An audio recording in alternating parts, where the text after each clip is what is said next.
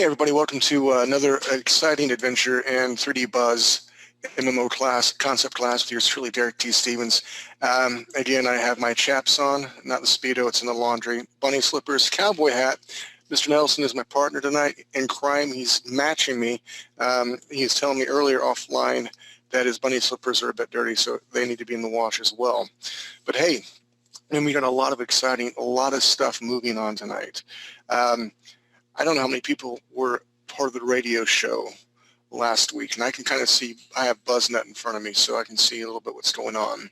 I'll do my best. It's my first time able to look at it and do the class at the same time. We have a lot to explain, and I'm really, really grateful Nelson's here. I learned a very valuable lesson last week during the radio show.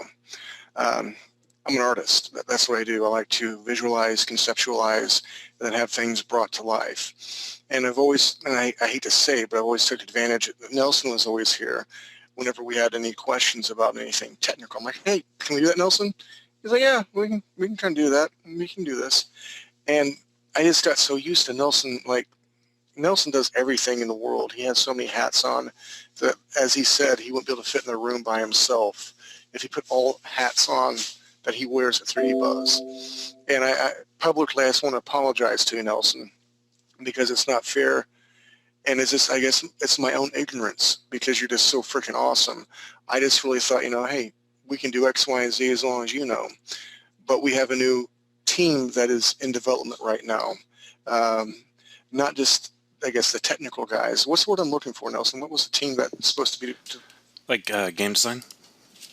Well, yeah, the game design, the actual play of the game. And we talked a lot about whether it's going to be an MMO like WoW or League of Legends. And the way I've been working so far and the way I've perceived it was going to be a WoW-like MMO. We're going to see your little dude running around. And that's what I've seen so far. And Nelson, please jump in here, dude, because you talked your mind off last week. And Nelson was kind of under the same impression. But what are some of the things that you took from the radio show that you can share with from a technical side? Well, I mean, one of the concerns that was brought up was having art and programming go simultaneously, which is fine right at this point because the programming side isn't actually working directly on the MMO project itself. But by the time that does happen,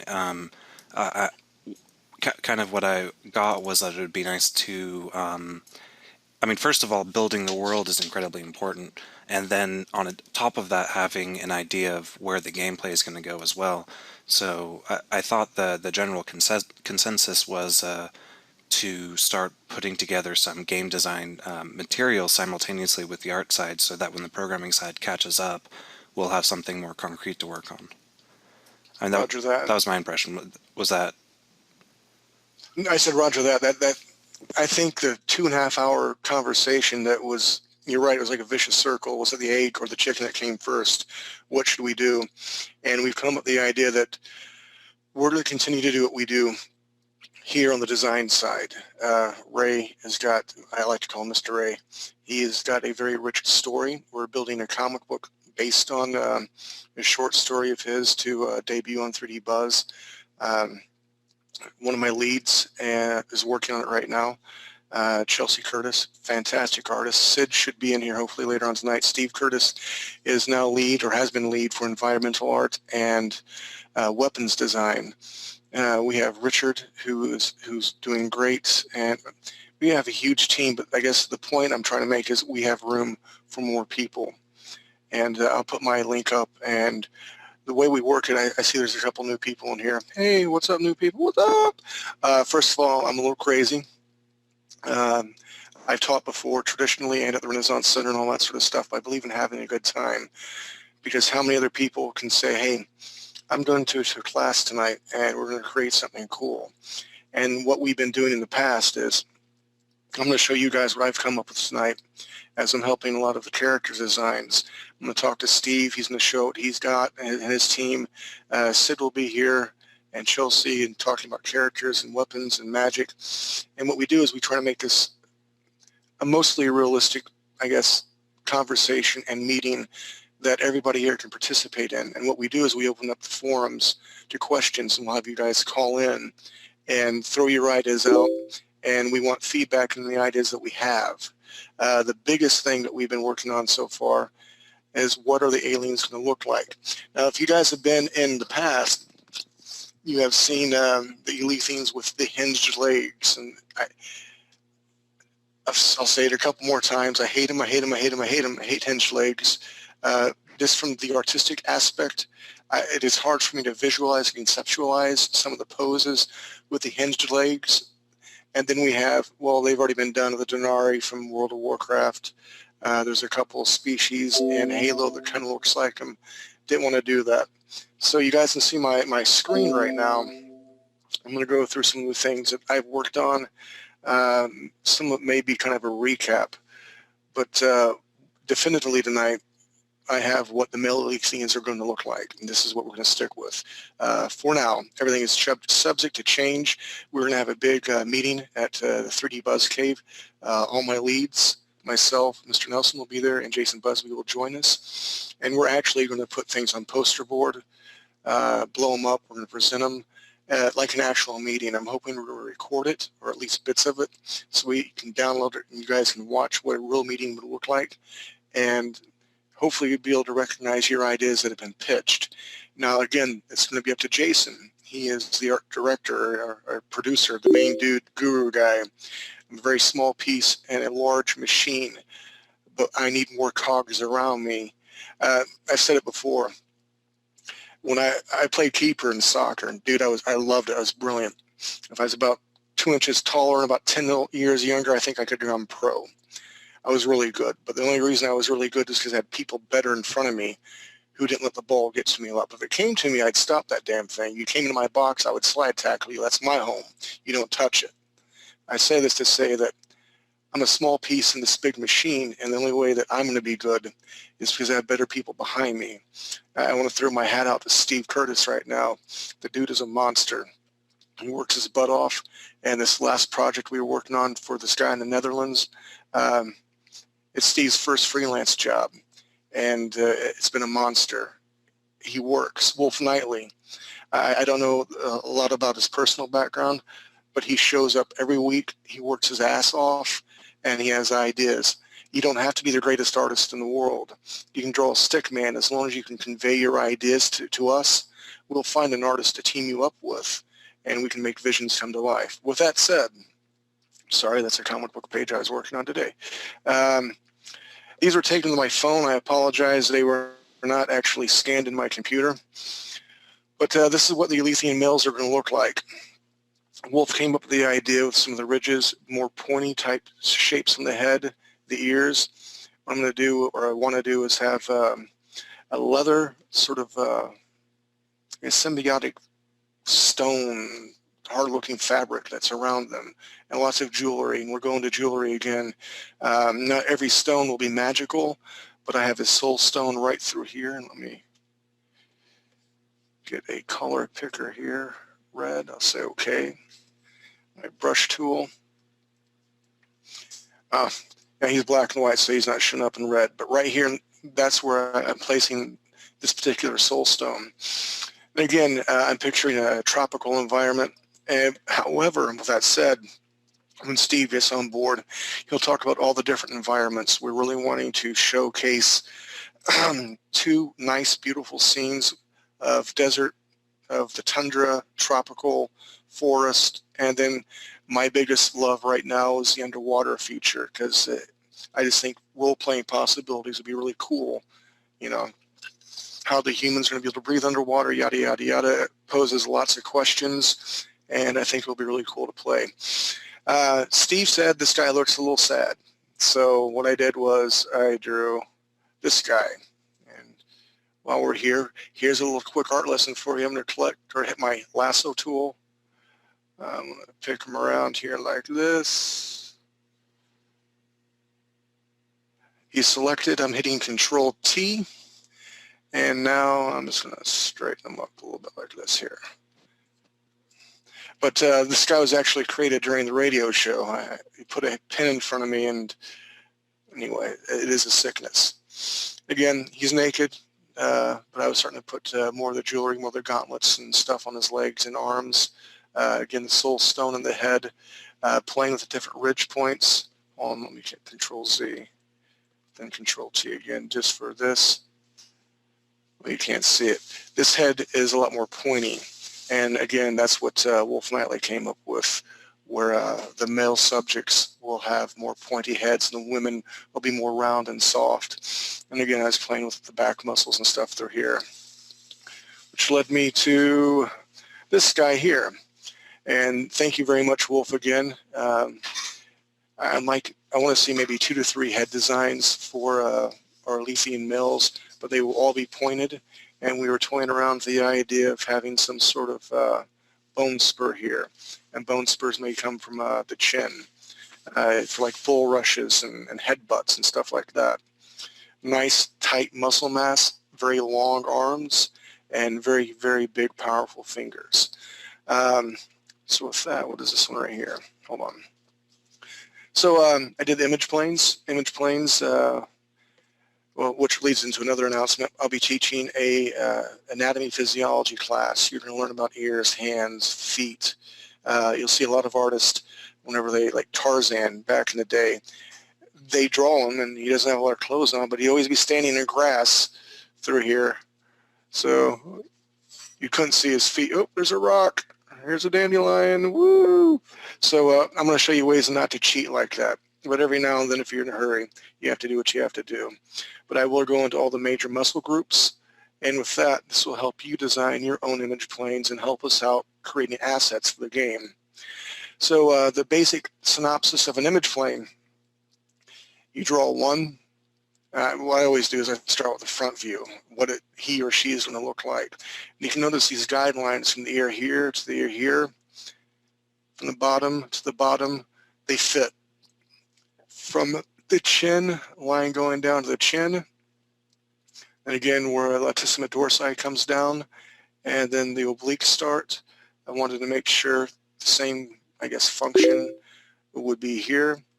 The crotch area, kneecap, and then the flats of the feet. And for those of you who do not, and I wish I could fire my up right now, but I want to, my computer's about dead. I won't do that. But what we do with these image planes, when we do a front view and a side view, we import them. I use Maya. So you're basically, hold on, let me do this here. Where am I at? I have to move this. Create a new layer. And let's see. All you're going to see is this front panel of this guy. And you really, when I did it, and it may be different now, I started out with a cube.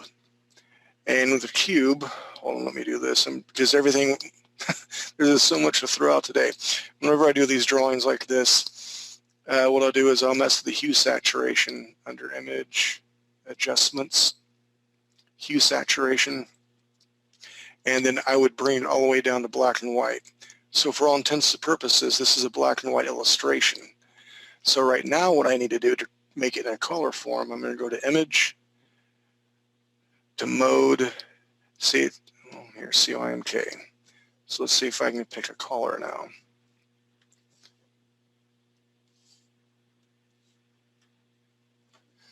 Hit my brush. And this is, when you go to frame, you're going to see 4 vertices on this. And again, this is not a 3D class by any means, but through cutting and extruding, you would literally move this point here up to here, and your box is going to start forming into like a V-type shape, and you're moving everything there. And then you have this side view right here on this side. And as you rotate in 3D, you're watching both forms. So this here will match up to this side.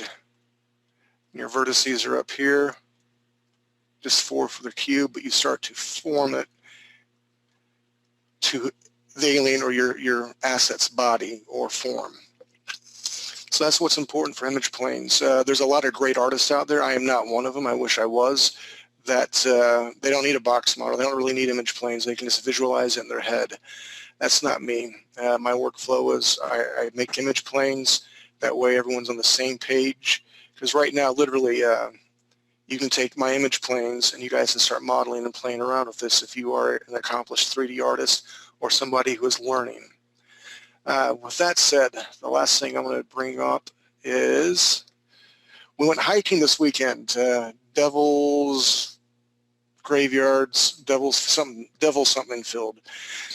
And I started taking pictures, probably about 10 or 11, and I sent them to Steve, some really cool not concepts, but some nature, some rock formations, some really gnarly looking trees. I'm like, hey, here, dude, take some of these for reference, because I really believe if you're going to be an artist, you draw from reference. A lot of people want to draw, I guess, like comic book stuff to begin with. That's great. Learn how to draw realistic first. Then you can always exaggerate. Going back to this comic book page, I mean, this dude's hair right through here. That's not really how hair forms. Or if you look at her, the line weight through here. People don't really look like that. But we know that these are indications of where hair is at because we know what realistic, I guess, figures look like. So learn to draw realistic, and then you can come in and exaggerate, because no human eye looks like that. It's sexy, cool, but not a lot of girls have eyes like that. Small beady eyes and big mustache. Learn to draw realistic, and then you can exaggerate. So I think that is all that I'm going to bring at the moment, because I have tons of stuff I want to open up for my art team. So Mr. Nelson. Yo. All right. I'm really excited, and I think this will really draw in with the image planes that I just showed. If Mr. Ray is available, I want to talk to him. He's the first guy to, I think he used probably ZBrush on this. He took my image planes. Oh, last thing, people. Last thing about image planes. Ideally, these arms right here should be in a T form. The deltoids come out like this. Arms and your hand out like this. And I forgot. Mr. Ray was really cool. He's able to manipulate and cut and do whatever. And the reason we do this is two schools of thought. You can have it like this. Again, what I'm doing is selecting that last picture right here, hitting Control. Or some artist will bring the arms down to a form like this. Actually, I like this better because when you rig him, it's better for the rigging and skinning purposes. You don't have to put so many lattice deformers on it and this and that when you're skinning. And again, it's not a 3D class, but it's very helpful if you know something about 3D, if this is what you want to do in the industry. And it's very helpful in 3D if you know how to draw in the industry. One hand washes the other. So with that time, is Mr. Ray available? Yeah. Let me go ahead and I think he has something to show, so I think I'm going to go ahead and make him the presenter. Hey, Mr. Ray, how you doing, dude? Can you see? I can see. That's our Alethian. It's what they're going to sort of look like. I'll let you explain the process, what you did. Let them spin around and stuff. But, man, when I seen that, I about pooped myself. It was awesome. And I love your back, because I didn't throw a back in there, but I can see the muscles of the back right now in there. Really, really nice. Very strong, very powerful. Didn't do detail on the hands and feet and face, because that's to come. I wanted to make sure I got the physique down the way you wanted it. So I guess I did. So I can refine that now. Definitely. I love the stomach. I love it. And again, I'm like an idiot. I'm pointing my screen like you guys can really see me, but 1, 2, 3, 4. Ideally, the human form, they call it a six-pack because they have 3 stomach muscles if you're really low body fat, very athletic. But we wanted to do something a little bit different with aliens. Again, thanks to Wolf Knightley. He wanted like an 8-pack. So I kind of compromised and went in between, and you captured that beautifully.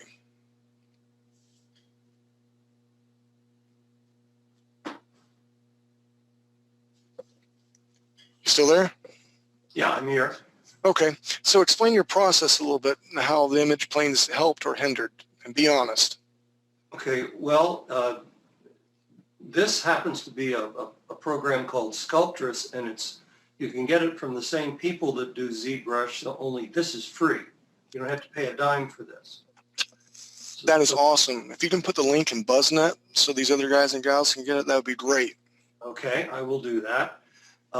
So what I did was I took your image plane into GIMP and saved it out and reversed it out a little bit, because it's better to sculpt and model against a more neutral background rather than a white background. White gets distracting. So just for future reference, at least for me personally, I prefer a gray background. So anyway, that's a very good point. Good point. I'm sorry, Mr. Ray. That's a very good point. Not a problem. And then I did raise the arms out to the side. I just turned the guy around and used this arm over here as sort of my model, and I just tilted him to try to get the idea here. Now, I didn't go with the hands. They're too small. I will work that. And the feet are a little too skinny down here. But as I say, this is what I was concentrating on today. This is a very easy to use program, and there are all kinds of tutorials on the internet. So anybody who wants to play around with this, it is called Sculptress. And let me go see if I can, no, that's not it. See if I can find that link. Okay.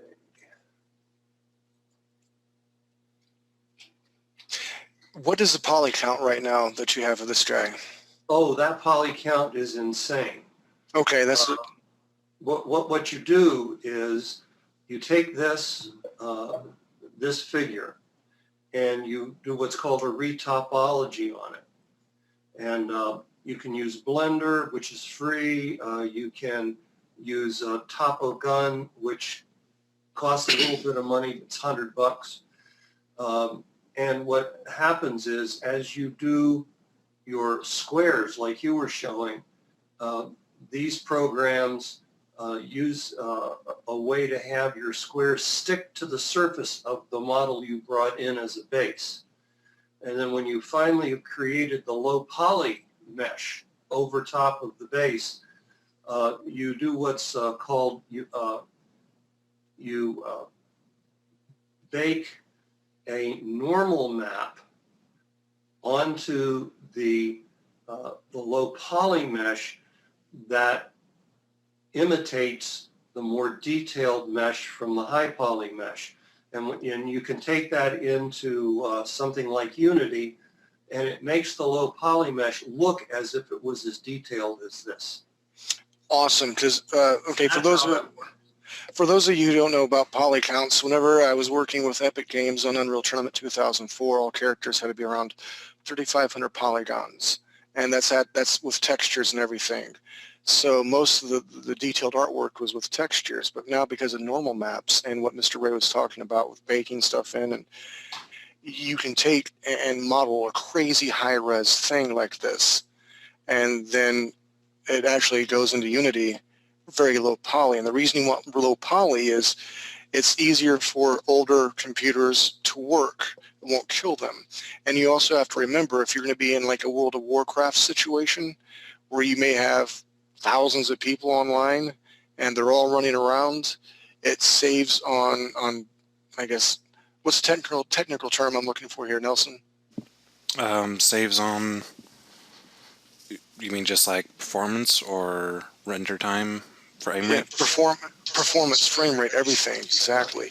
I remember back in the day on World of Warcraft playing, I was riding my little saber tiger, and I noticed they had like a little sleeping bag on the back of it. And then one day I looked, it was gone. And I kind of chuckled to myself, because you have an octagon shape, even though it was low poly, you're probably talking, let's see, 8, 16, 36 to 40 polygons, if that, and that little I guess, rendering. So they took that away, and everyone's Saber, I mean, you just save a huge poly count because of that. So when you're thinking about drawing, doing character work, you also have to be mindful of what detail you can actually bring into the game. Just like the Elethians, when I was talking about all the armor and the jewelry on the arms, and this, are they going to be, I guess, independent objects that we can rotate here and here? Is going to be texturing? I mean, this is the stuff we need to talk to our team about, and talk to Nelson and those guys about, because everything adds up pretty darn quickly in a game. Anyway, Mr. Ray, continue, please. Well, I just noticed down here at the bottom, it tells me this has 121,050 triangles in the mesh. Not something you put directly into a game. Correct. Also, when he's talking about triangles, whenever, again, I'm talking about Maya, you have the final triangulation button, because polygons, whenever I built the models before, we wanted them nice and to be 4 squares, nice and pretty. And the reason you do that is whenever you put the skeleton into the mesh, it reads all that information and it bends accordingly like you want. But then you have to triangulate it to put it into the game. So there's just a lot of different aspects that people will learn, because you guys are going to be part of the best, most awesomest team in the world.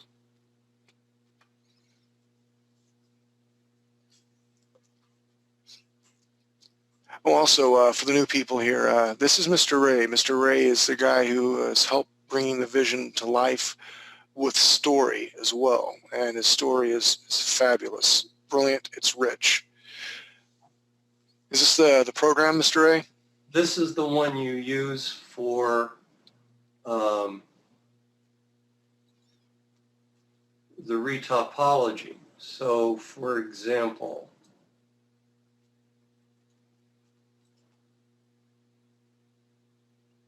hold on here. Here we go. See if I can find one. And what we'll do is, anybody has any questions, go ahead and put your hands up in the proper place, and Nelson will bring you in so you can ask questions of myself or Mr. Ray about the model or the Elethian figure. When we wrap that up, we will go into environment art. All right, looks like we have a Steve. Okay. So you can bring something like this in, and then you can put a mesh over it. So you would, for example, you'd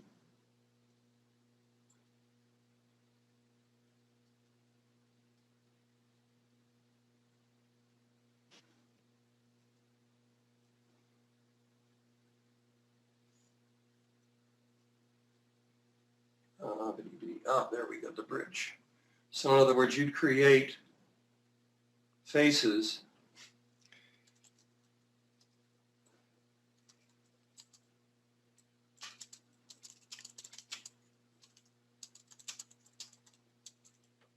like this.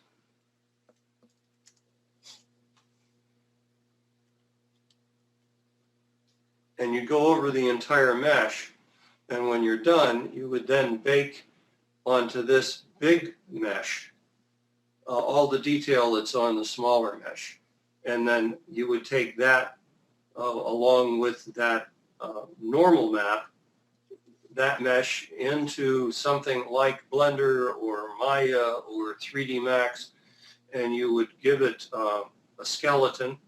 You'd create little animations with it, and then all of that could then be taken directly into Unity for the gameplay. So that's sort of the workflow that you use. You create your model, you do a retopologize it with a lower poly count mesh. You then take it into a program where you can skin it, give it a skeleton, animate it, and you create the little animations that are used in the game, and then those become part of the raw material for Unity. Nice. And see, we have a great team here. And now when you're talking about Unity, you're way out of my expertise. I know how to spell it. I've heard of it. But like I said, I'm a Maya guy, and now I'm just a pen and paper and digital guy.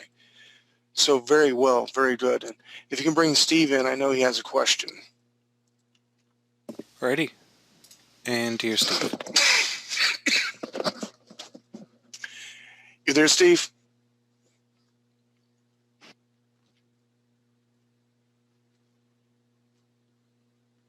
I gotta say, man, Mr. Ray, this is awesome. I love seeing my work basically come to life in 3D. We get some models down and we get some animation together, and everything that we've thought of. I feel like Dr. Frankenstein. Steve's my Igor. What's up, Igor? Can you hear me now? I can hear you now. How you doing, man? Oh, not too bad. It helps when I have the mic plugged into the right computer. You dork, but that's okay. What do you mean you gave me this brain called Abby Normal? Oh, one of my favorites of all time. Wat knockers? Danke, doctor. With that said, Mr. Steve, you had a question. No question, Ray. Great work. Just an aside to some of the stuff Ray was saying. When I crunch down from something like Mudbox or something like that, I use a program called MeshLab, which is also free. And you can find tutorials on how to use it in its most base form, but you can target the number of polys you want with that. So, for example, the cave entrance that you saw that I did when it came out of sculpting, it was 15 million polygons. And I targeted down to 2,000, and it created the mesh perfectly. Wow. Take that back into Max or Maya or whatever you use and place that low poly and take your 15 million or whatever high poly over it, just like Ray was saying, and bake your normals down onto that mesh, and you can't tell. For a free program, it does a great job. So anybody who wants to play out there, MeshLab is really good and free. And that works great for static objects. The problem with if you have characters that you need to animate is the topology needs to flow a certain way around the joints and so on, and MeshLab doesn't do that for you. Oh, okay. Well, there you go. And you know what? And this is what's great, because all of us, I don't even know where some of you guys are located at, but we're all over the world, basically. I got a dude from Iran who got a hold of me a couple months ago. I'm like, how did you get a hold of me out of Iran? But he's part of the 3D Buzz team. And with all of our collective knowledge, when we get to come together like this, it's not putting 20 monkeys in a room and writing the best next novel. Okay, you're all space monkeys, but I love you anyway. But we're going to come up with a hell of a project. And thank you, Ray. I've only done hard surface stuff, so no characters. So I didn't know that. Thanks. Exactly. Man, Mr. Ray is like a wealth of knowledge. I know. I mean, who would have thought he can write, he could probably disarm a nuclear bomb, and he can model. When I retired, Or arm one. I've been fascinated. Well, actually, I started out to be a nuclear physicist back in 1962. Didn't work out. But I'm so fascinated with computer graphics and never had the time and energy to learn. That's what brought me to 3D Buzz, because I wanted to learn about modeling. I wanted to learn about game programming. And then when Derek came around, hey, maybe I can actually learn how to draw my what my figure should look like. And so that's why I'm here. And I've just been a sponge since 2008, learning everything I can about every program that's out there, particularly ones that are inexpensive or free, to do this sort of thing. That is awesome. Okay, I'm going to say something, Mr. Ray, and I don't want you to kick my ass when you see me, okay? But, you know, they always say you can't teach an old dog new tricks. That's BS. I got to call BS on it. Because you've been around the block a few times, and I don't want anyone, any young guy going, or girl going, well, I can't learn this. It's complicated.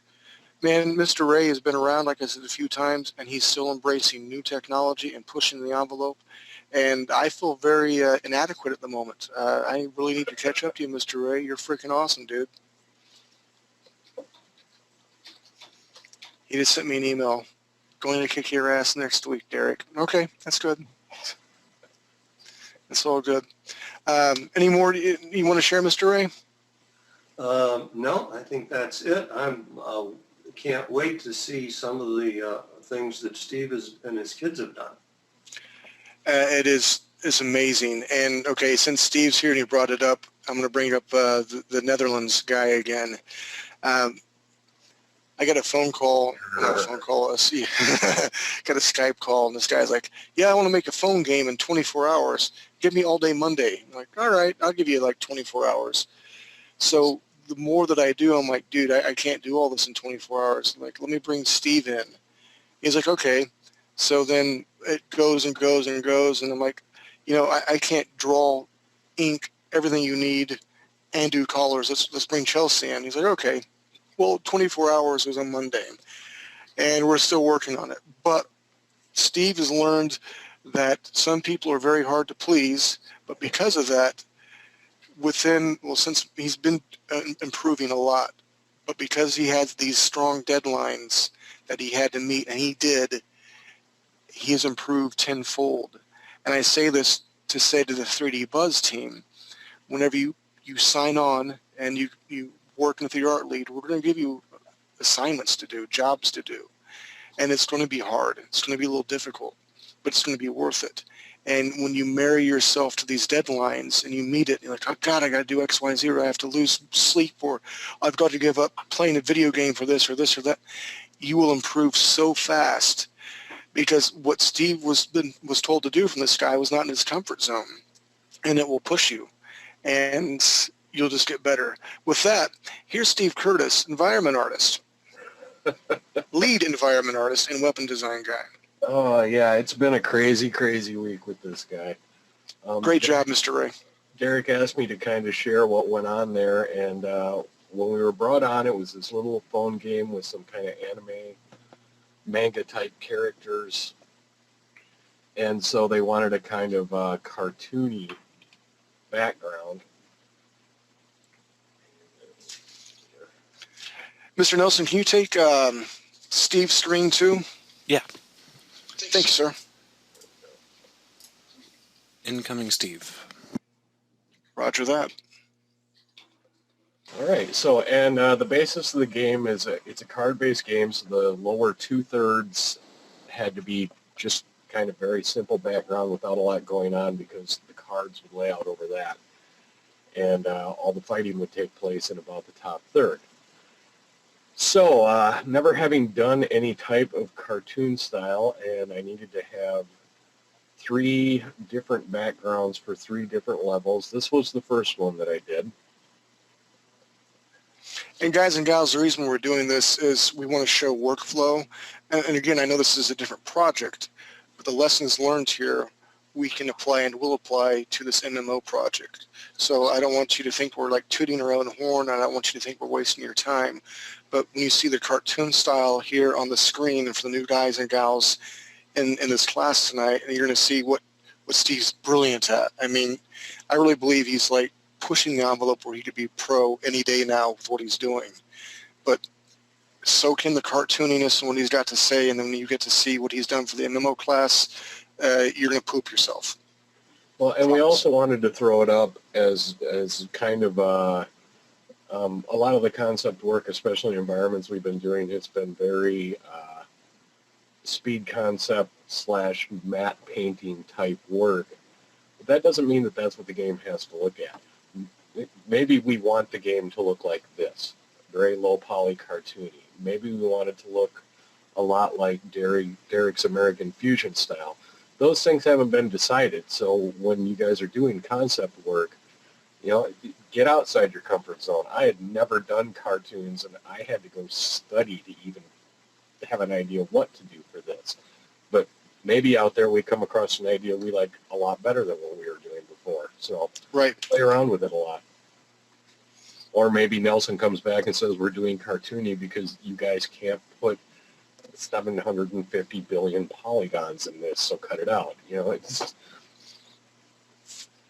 You're right. So as a concept artist, again, we have, I believe the vision both Nelson and I and you share is a World of Warcraft thing where it's cartoony, semi-realistic thing. but we also have to be flexible enough to say if it doesn't work, I still want to create something cool and looks good, but we can also push cartoony. So that's some more avenues that we need more artists for. Absolutely. We need all of them we can get. So this was the second plate that I did for the next level. And then this was the third for the final battle level that I did. And just so you guys get an idea of how it can work out there, this is my first venture into actually having somebody pay me to do work. And I did quick sketches for these concepts and sent them to him. And he said, looks good. So I did all three of these. And within a few hours, he came back and said, yeah, this is not your best work. I've seen some of your stuff. You can do a lot better than this. And then what he was basically saying was, I don't want cartoony, which, he hadn't said in the first place. But okay, fine. So let's see, where are we? So I went back to the first level, which had been here, and gave him this, which was... And he loved it. Which was approved, yes. And I thought, great, okay. So I started on the second plate, sent a work in process. He said, very cool. So I spent another several hours finishing that plate, which was this. I love it, dude. For the outside the castle, which he then summarily rejected. So we're starting a new second plate now. And this is probably, I don't know what, Derek, with my other job, I can't imagine how many hours you have in, but I've got to be, I don't know, 20 to 30 hours into this project now. At least, and you've got one approved. Yeah. And let's do a sidebar. Here's a note for everybody who's interested in doing freelance. And I've not always done it. I've been burnt several times. You think I'd learn? Have you ever seen a cartoon? There's a monkey holding a stick of dynamite, and his other hand's already bandaged up, and the caption says, slow learner. That would be me. So sidebar, if you're going to do freelance stuff during your contract negotiation, say, okay, we'll do this. You can have 2 revisions. Because I found some people, they have a vision in their head, but it's muddled and mucked up and it's not clear, and then they cannot communicate with how they want it to be clear. So if you put that in your contract, 3 revisions, you say, hey, we need to revisit. You're going to pay me more money if I have to do more than 3 revisions. So learning process. We've done that. I know, man. I know. You're doing good. And yeah, just to cap on that, several times in talking back and forth with this guy, as I've tried to question my way into really understanding what he was looking for, I have often got let's see, what was the one example? Well, I want the backgrounds to have more detail and realism to them, but not too much because, they're backgrounds. It's hard to explain, quote unquote. Well, if it's hard to explain, it's going to be hard for me to draw, but there you go. So we've just been kind of shooting in the dark with some of this stuff, and by the end of the weekend we'll have him happy, I'm pretty sure. But it's been a learning curve, that's for sure. I'm glad that you stepped out of your comfort zone. And if he doesn't want to utilize this, maybe you can doctor up and retool it, and we can use it for something for the MMO. Well, I was going to say, and so this is now one of my submissions this week for MMO Concept Art. Dude, nothing wrong with that. Nothing wrong with that at all. I've had several designs that have been turned down. I can't use that particular design, but if it's a cool idea, I can retool it, and I've used it for different projects. Absolutely. All right, so turning then back to the MMO, I showed the work in project process last week, but this is the final. Nice. And explain why the towers and spires look so much like that. Because they look cool? No. Wrong answer. I mean, they do, but what is the reason? I kind of hit on that based on just talking about how everything revolves around these stones and the relationship with this other race and we'd thrown around the idea with Ray of the other race actually manipulating the organic matter around them to help them build stones or homes and other places. So I kind of saw these castles as these large rocky outcroppings with these almost crystalline style jets coming out of them as this other race essentially grew these homes for the Alethians. Very nice. And if you guys have some questions, put your hands up. Again, I see a bunch of new people in here. I'm not going to bite you. I may laugh at you and poke you and make fun of you, but I'll do it in good jest, and you can make fun of me. But if you're interested in either character art or environment art, raise your hand now and let's talk. Okie dokie. Well, while we're on that subject, Derek, although she will not be able to talk, the youngest daughter, Bailey, is in here tonight. She raced home to get in and get started with us, so we've added a new team member there. Rock on. And Bailey, although young, has tons of potential. Like Ty does, but Bailey chooses to work on it, and Ty chooses to bitch and moan. Well, funny thing about that, Ty does have his hand up. Ah, crap. He can hear me. All right, bring him in. All right, he's in. Hey, Derek. Wow, Hey, it's Bear to you, buddy. What's up? Not a lot. So what's your question? I don't know. I asked if I could have a voice. Now I do. You do have a voice, but you need to add something to the topic, silly man. What a great time to present your ideas on story. What? You know, that seriously. Also, Ty's had some really other good ideas I want you to share with Nelson. During the 2.5-hour radio show, Ty had bullet points. Oh, God. Dude, I know you're on the spot. I know you're a little nervous, and everyone's trying to laugh and make fun of you. They're doing it right now, I can tell, but you just have to man up. Take your dress off, put your big boy pants on, and share. I think you're mistaking me for you. I have chaps on and bunny slippers and a cowboy hat, not a dress. All right, so share some of your ideas. Share the story ideas that you have, because I think it's very poignant, and I'd like to hear Mr. Ray's take on it, because he might be able to implement something to his story. And this is how we work and meld things together. And then, there's a lot of new people in here that have no idea what the hell is going on. They're like, what is going on? So, Ty, tell some of your story ideas.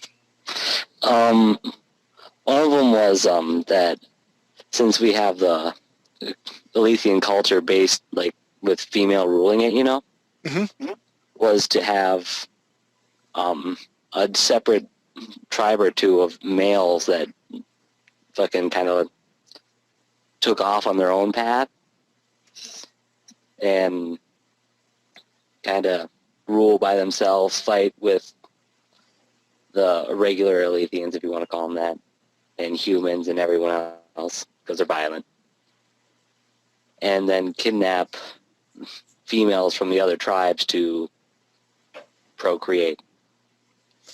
Good $10 word there, sir. Thank you. To perform coitus. Bazinga. Metachlorians. But, you know, again, going back to World of Warcraft, I'm not a big Horde player. I'm always an Alliance because I like Night Elves. I think they're hot. The female species, Who that is. doesn't? Yeah, duh, right? But I know there are some wild tribes of trolls that present storyline and quest lines, and that might be a very interesting plot twist. I mean, I already think like 2 or 3 different things off the top of my head. So I like that aspect. And that's the other thing, guys. We're going to have the core story Mr. Ray is writing. And for right now, I want to stick to his. And again, it's all subject to change about Buzz. But we're going to present Ray's words. And maybe we can even Skype him in so he can tell and answer questions to Buzz. I'm hoping that will be a possibility. Again, Mr. Ray says it's not possible but probable. I believe those are the words that he uses about his storyline. I say this to say that if you guys have ideas, you need to read what Mr. Ray put up on 3D Buzz, because that's going to be our Bible for right now. And I'd love for you guys to throw out some other ideas, and we're just really concentrating on the Alethians right now.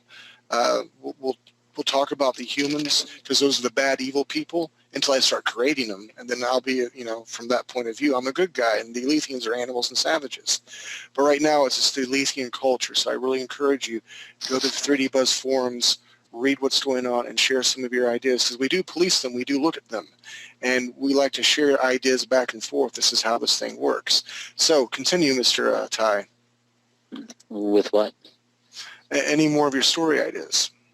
Oh, God. Well, the other story idea I had was for the humans, so we can deal with that later on. I'll make sure I don't forget. Okay.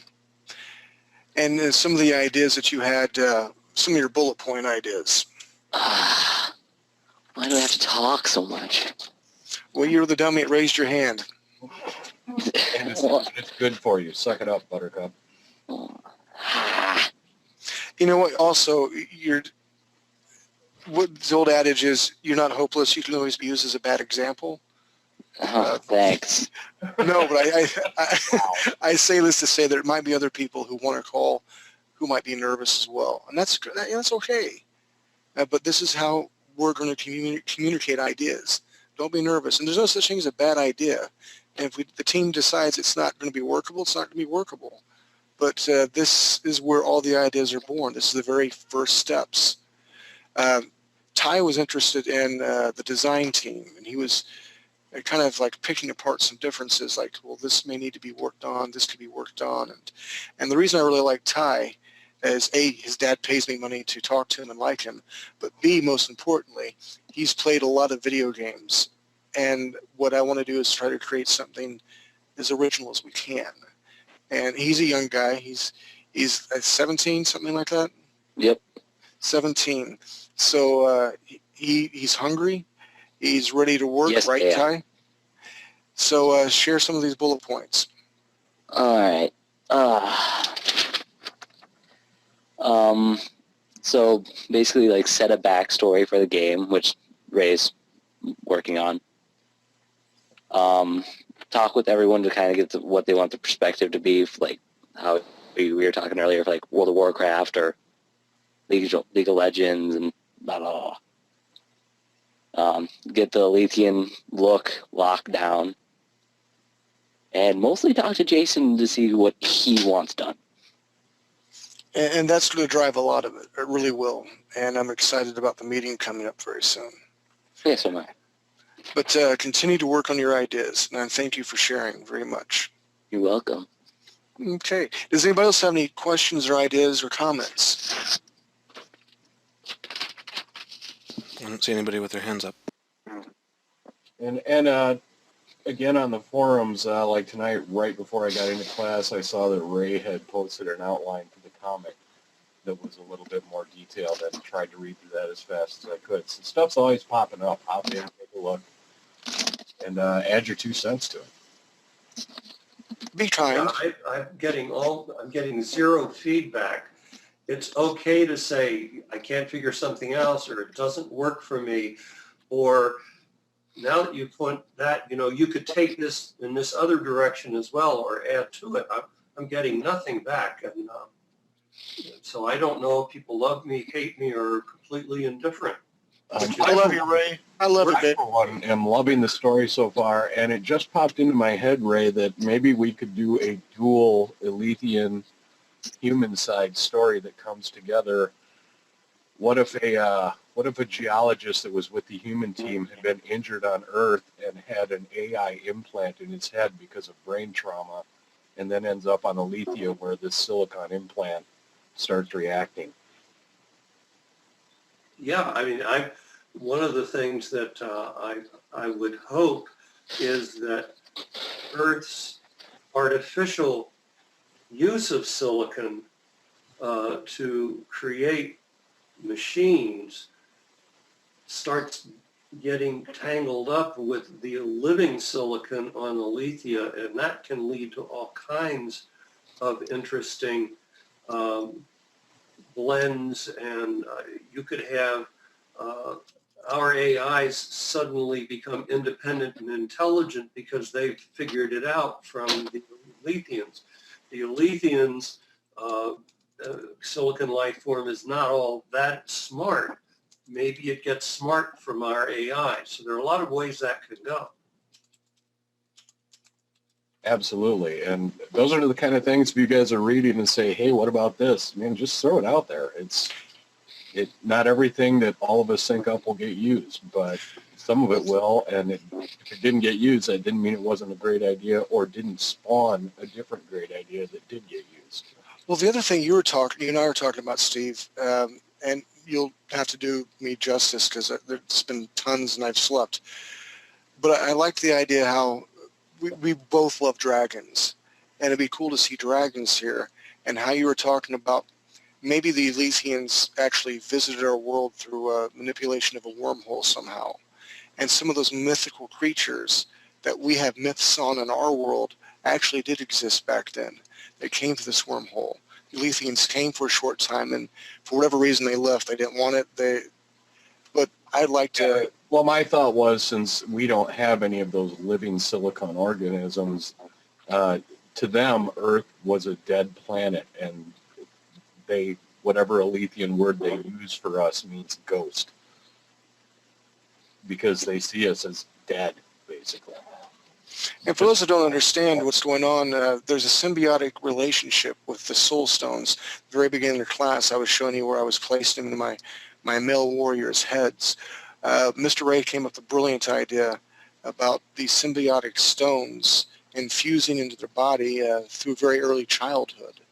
They get bonded with them. These stones are what give them their magical power, or what we perceive as magical. They're an actual living entity throughout this world. And go ahead, Mr. Ray. I'm sure I'm screwing it up somehow. Well, the idea was, if you look on the periodic table of elements, you'll see that carbon and silicon are right above each other, very much like chlorine and bromine are right above each other. And what that means is they can chemically react with other chemicals in much the same way. So plausible that under the right circumstances, life could be based on silicon rather than carbon, which is what we have on our planet.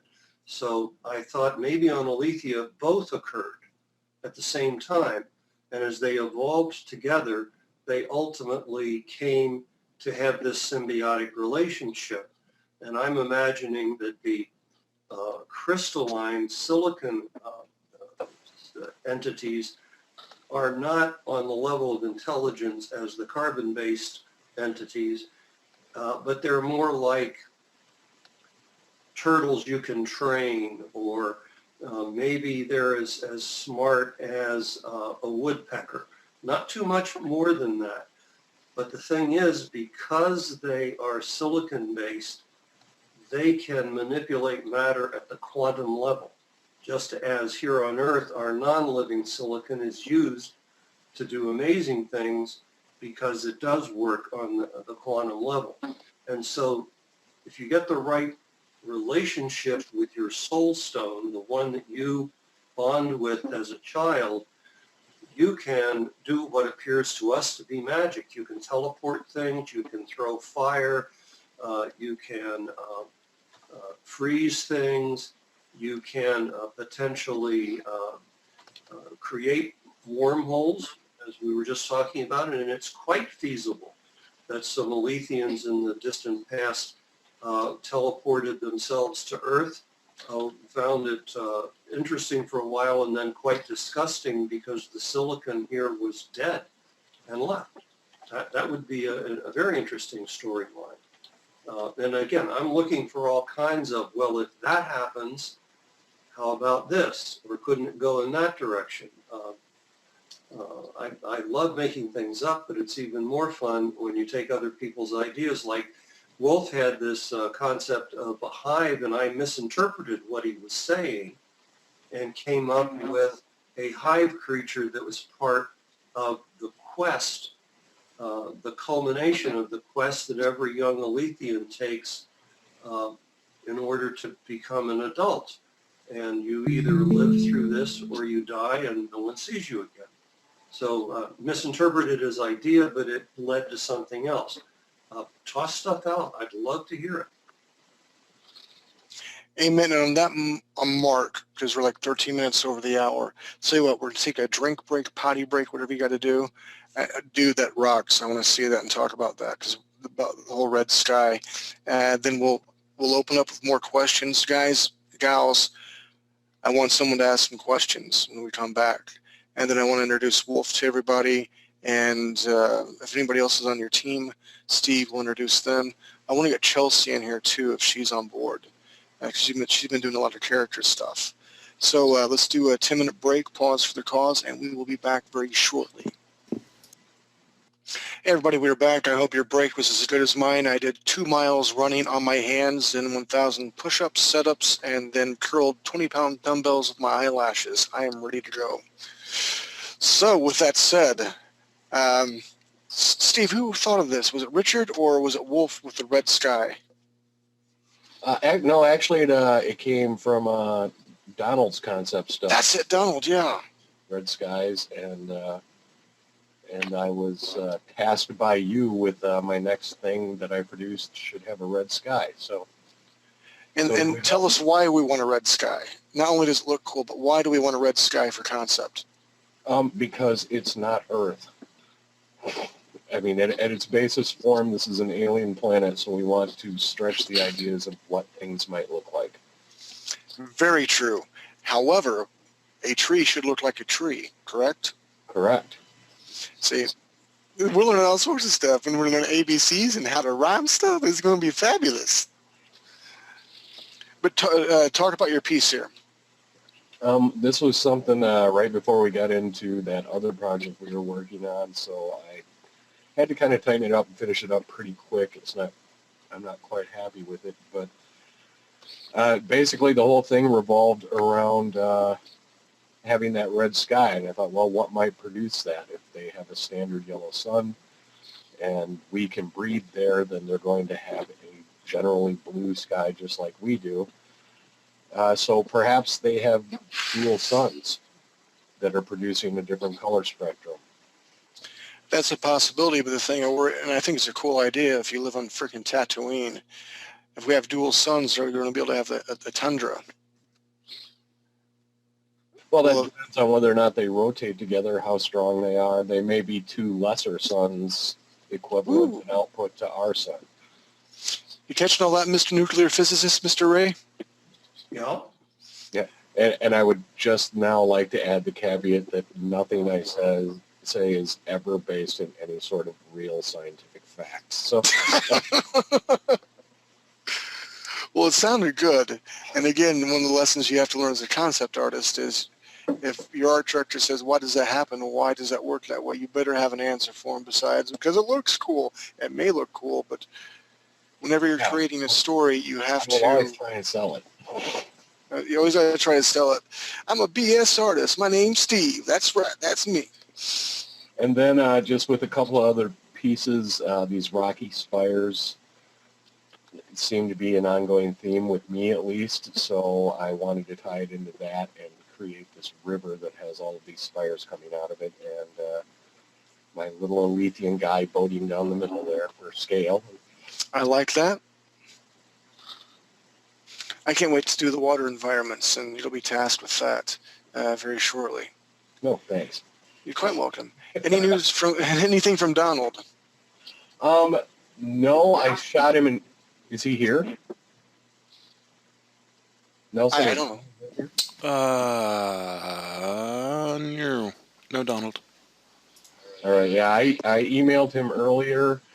He had a question about whether or not we should start doing weapons, and I said, yes, by all means, go ahead, but I haven't gotten anything back from him, and I hadn't heard from him when I emailed him that the class night had changed, so he may not be aware of that just yet. Okay. And for those who, we usually met on Thursdays. Some stuff came up. I think Wednesdays will be great. One of the big things, Chelsea will be able to be here more, and she's a fabulous artist, and I hope to introduce you to her very shortly.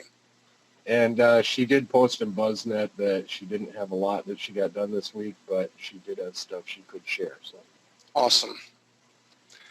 So is that it for the environment work so far?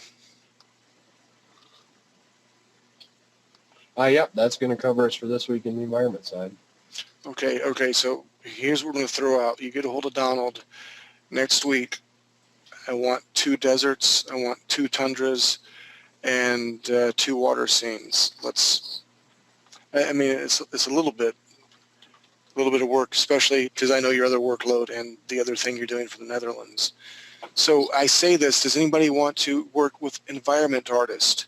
Mr. Steve Curtis, raise your hand right now because I'm sure he'll want to at least talk to you. It looks like we do have Anybody a in wolf the... with his hands raised. Yeah, Wolf had hopped in, and I forgot to grab that off 3D Buzz. I apologize, Wolf. But he had hopped in and thrown in a environment piece. And I seen that. That was pretty good. so when we pull him up with characters, by all means, Wolf, leap into the world of environments with us, too. Ooh, don't go to that side. That's the dark side. Characters are where it's at. Yep. I'm teasing. Of course I'm teasing.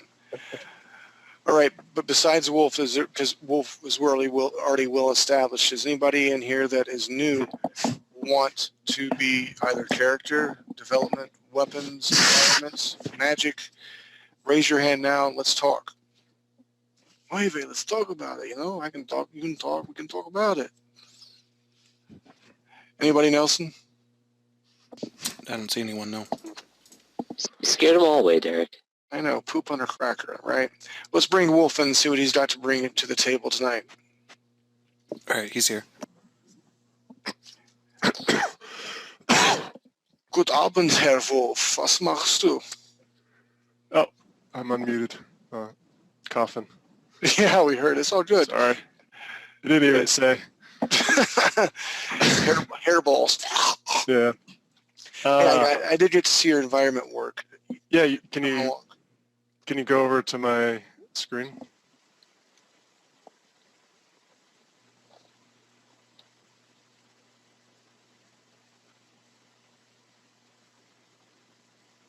Right, Steve, take it. Well, Okay, Wolf, take it. yeah. Well, I mean, I had an idea. I didn't come anywhere close, but it was a great learning experience. I thought, at least it shows that. I mean, you can.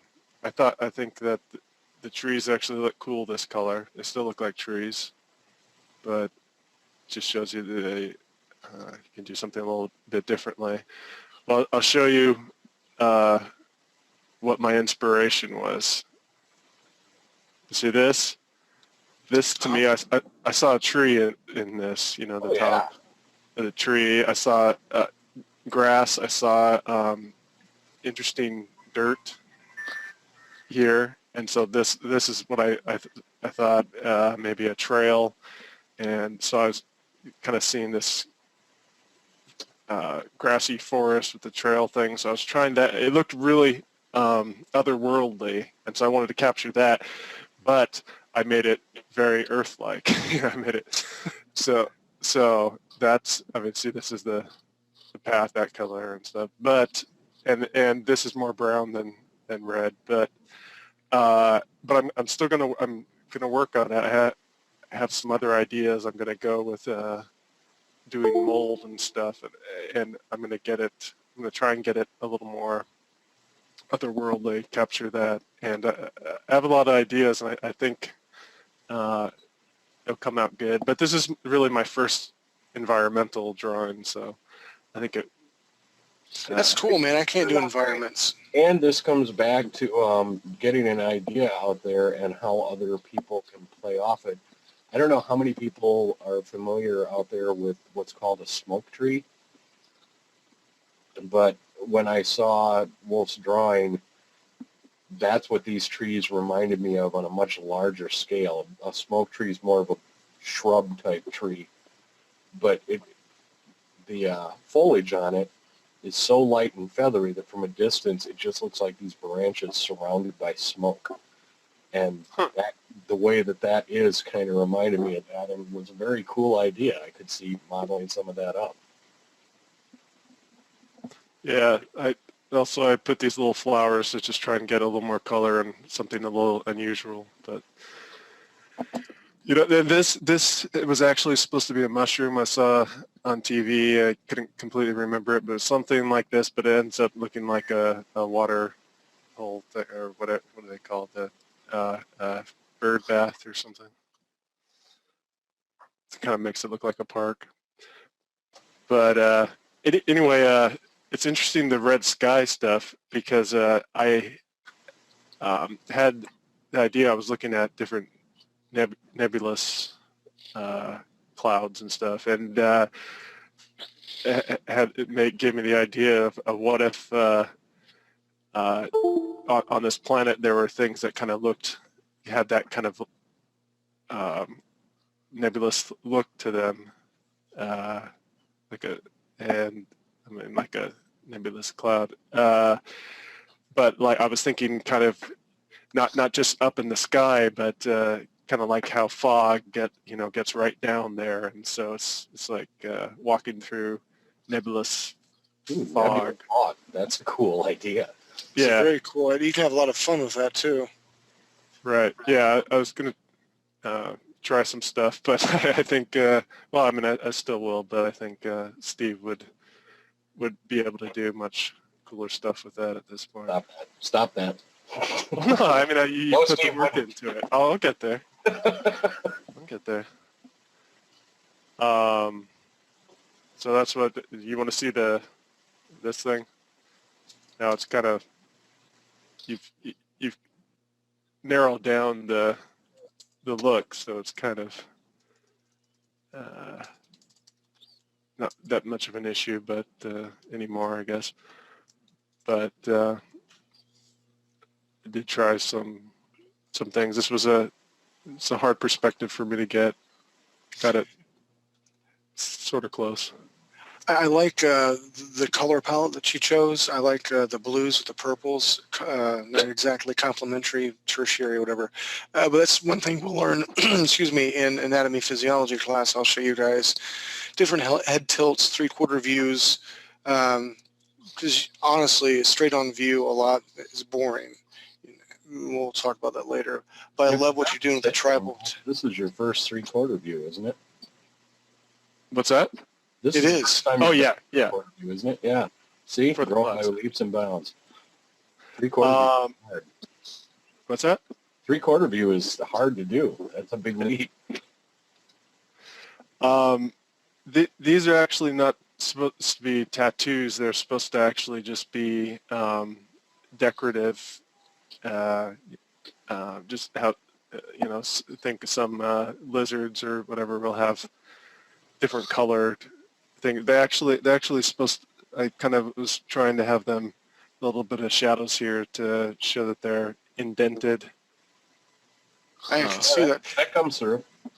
Okay. The thing I think about this, and I didn't even think about it until now because it's always been in my mind, but you guys know like the poisonous tree frog thingy, how the skin is iridescent, changes, but it's kind of slick. And this is how I'm picturing the skin, that tree frog with our Alethians. And I think you kind of captured that here. Yeah. This, I had the idea because I was thinking about hair here, but if you have hair here, it all kind of hangs down, and you can braid them. But I decided, and this is hair right here, but I decided to try, this is hair, and this is more like fur, and I thought it would go just down the back here. It would go down the neck a little bit, and maybe in between the shoulder blades, somewhere around there and there, possibly. Cool. I like it. I didn't think about that. That's a good concept. And this is why we're here, throwing out ideas. And yeah, because you've got the shape, but we still don't know about hair and stuff. Right. And then this, I rushed before class to try and show some of the ideas for the ivory exoskeleton. It's kind of like a bone armor in a way. I think what will be very helpful now is I really want to stick to what we've created already with the Lethean male. And what I'll try to do is I'll do front view and a side view and a 3/4 view for templates. I'll put it on 3D Buzz. Anybody who wants to play around with that, let's start adding hair. That's the next step, whether we're going to add hair and or markings and stuff like that. I think we can have a lot of fun with that. Yeah, definitely.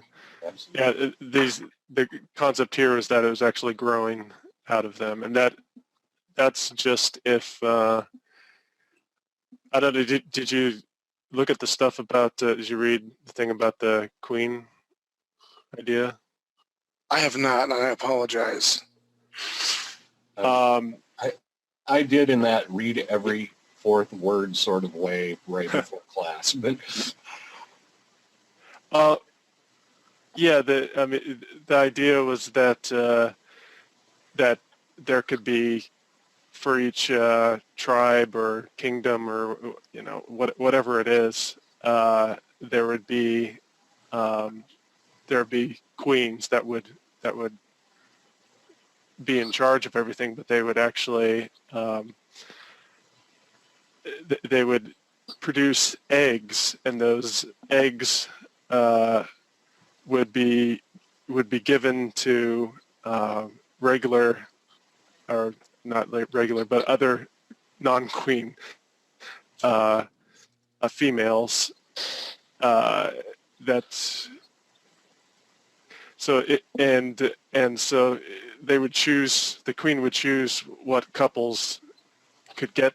It could would receive these eggs, and then the eggs would be different. Each there would be like a warrior class, mage class, whatever. So that would be what they would be strong in, and they would actually look different. Like a warrior could be, or there could be different kinds of warriors, but a warrior could be like half again as tall, and it could be born and growing these ivory bone armor, different things like that, so they could look a little bit different. And I thought that would be really interesting. And the thing is that those the females would take the eggs. They would somehow put them inside them, and they would fertilize them. The males would fertilize it. So there would actually the Letheans born from that would have the genetic code of both the queen and the two parents, and the queen would set what class it was going to be, a warrior or whatever, and it would grow to have those abilities, and the queen would then kind of have a Godfather-like role, as in kind of like in the movie Godfather, where she's the boss, but they have those ties to get, so they're also family in a way, but she would be a little more detached, but still, there'd be some caring there. And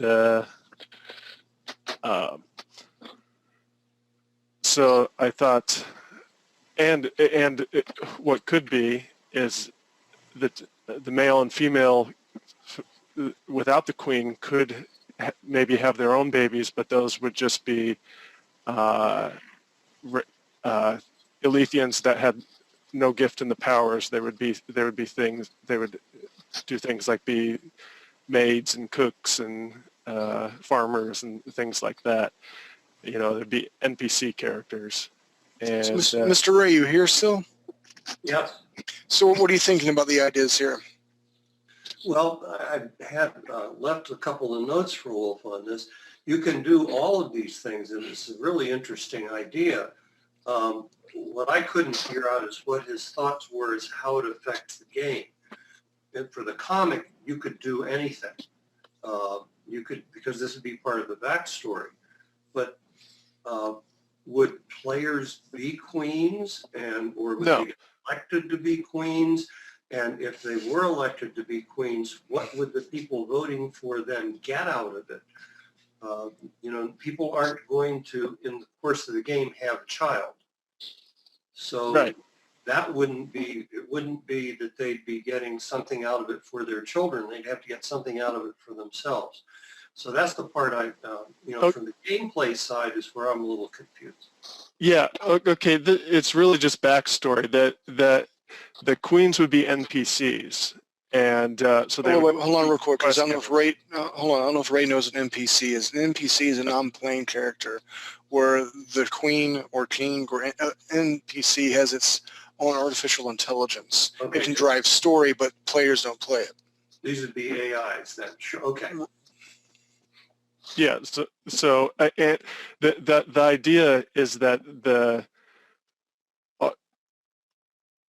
the players would all be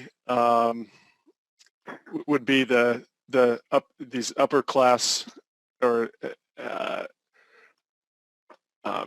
Aletheia, the ones that go to battle and they have these abilities and they come from the egg of the queen and they're not just the farmer types and stuff. So yeah, I mean, it's just you wouldn't actually be born. I mean, you would start the game probably. I was thinking you would start it as you reached adulthood, and I was thinking, you know, that the story you're making for the comic would actually be, which would be a great way to